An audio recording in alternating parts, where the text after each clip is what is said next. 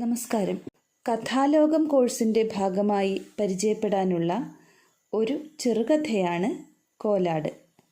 മലയാളത്തിൻ്റെ പ്രസിദ്ധ കഥാകാരി മാധവിക്കുട്ടിയാണ് ഈ ചെറുകഥ രചിച്ചിരിക്കുന്നത്.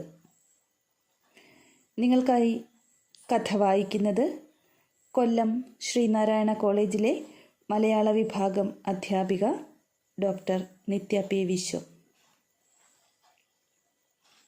അമ്മേ, നിങ്ങളെ കണ്ടാൽ ഒരു കോലാടിനെയാണ് ഓർമ്മ വരിക. അവൾ അവൻ്റെ ചിരിയിൽ പങ്കുകൊണ്ടു.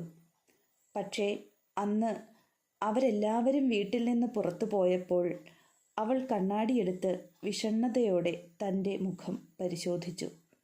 തൻ്റെ ഒട്ടിയ കവിളുകളെ വീണ്ടും പുഷ്ടിപ്പെടുത്തുവാൻ വല്ല മാർഗവും ഉണ്ടായിരുന്നെങ്കിൽ തൻ്റെ ജീവിതവും അതോടൊപ്പം പുഷ്ടിപ്പെടുമെന്ന് അവൾക്ക് തോന്നി. യൗവനവും ദേഹപുഷ്ടിയും ഉണ്ടായിരുന്ന കാലത്ത് അവൾ നിലത്ത് പായ വിരിച്ച് കിടന്നുറങ്ങുമായിരുന്നില്ല. പക്ഷേ ഓരോന്നോർത്ത് കണ്ണാടി നോക്കിക്കൊണ്ടിരിക്കുവാൻ അവൾക്ക് മനസ്സ് വന്നില്ല. അടുക്കളയിൽ പാല് തിളയ്ക്കാൻ തുടങ്ങുകയായിരുന്നു. രാവിലെ മുതൽ അർദ്ധരാത്രി വരെ അവിശ്രമം പണിയെടുത്ത് അവൾ തൻ്റെ കുടുംബത്തെ വളർത്തിക്കൊണ്ടുവന്നു. മെലിഞ്ഞ് വെളുത്ത് അവിടെ ഇവിടെയായി ചില ഒടിവുകൾ പറ്റിയെന്ന് തോന്നിക്കുന്ന ഒരു ശരീരമായിരുന്നു അവളുടേത്. പക്ഷെ അവൾ ഒരിക്കലെങ്കിലും ക്ഷീണിച്ചു വീഴുകയോ ആവലാതിപ്പെടുകയോ ഉണ്ടായില്ല.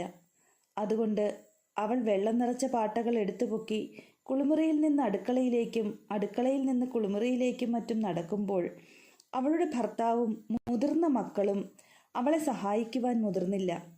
അവൾ പഠിപ്പും പരിഷ്കാരവും ഇല്ലാത്തവളായിരുന്നു.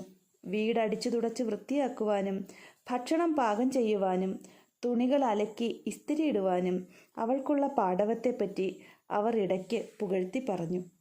പ്രശംസ കേൾക്കുമ്പോഴൊക്കെ തേഞ്ഞ പല്ലുകൾ വെളിപ്പെടുത്തി അവൾ പുഞ്ചിരി തൂകി. ഇളയ മകൻ സ്കൂളിൽ നിന്ന് മടങ്ങുമ്പോൾ ഒരിക്കലൊരു നെല്ലിക്ക അവൾക്കായി കൊണ്ടുവന്നു. അന്ന് അടുക്കളയുടെ ഇരുട്ടിൽ നിന്നുകൊണ്ടവൾ ഒരു പേക്കോലമായി. സ്കൂളിലെ ഡ്രാമയ്ക്ക് താനും കൂടെ വരുമെന്ന് അവൾ പറഞ്ഞപ്പോൾ അവൻ പറഞ്ഞു, അമ്മ വരണ്ട, എനിക്ക് കുറവാണ്. അതിനെന്താ, ഞാൻ സിൽക്കിൻ്റെ സാരി ഉടുക്കാലോ, എൻ്റെ കല്യാണ സാരി, അവൾ പറഞ്ഞു. എന്നാലും വരണ്ട.